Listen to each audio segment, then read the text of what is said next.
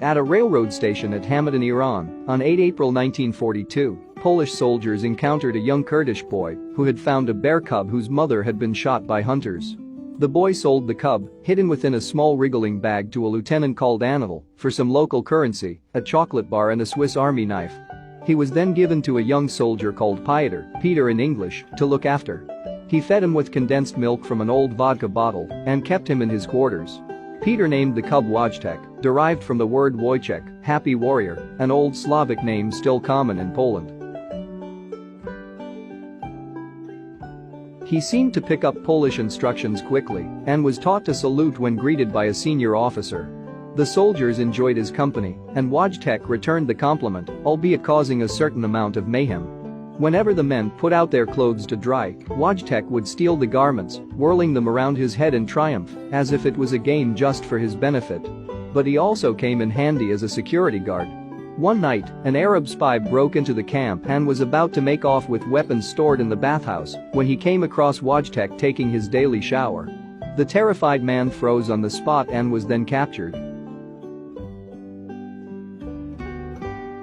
When the time came for the Polish troops to join the Allies in North Africa prior to their posting in Italy alongside the British 8th Army in 1944, it was decided that Wojtek would go too.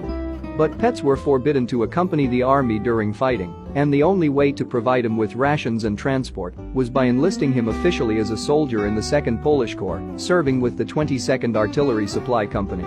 And so Wojtek was given his own paybook, rank and serial number, and lived with his fellow men in tents or in a special wooden crate when on the move. It was at the Battle of Monte Cassino between January and May 1944 that Wojtek won the greatest affection from his fellow soldiers and made it inevitable that he would one day become a screen star.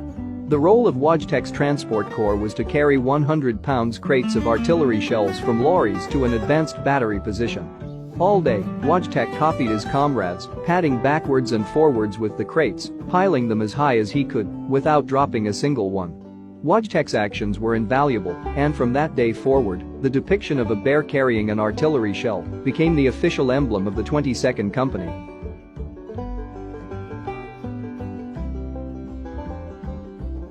After the end of World War II in 1945, Wojtek was transported to Berwickshire, Scotland, with the rest of the 22nd Company.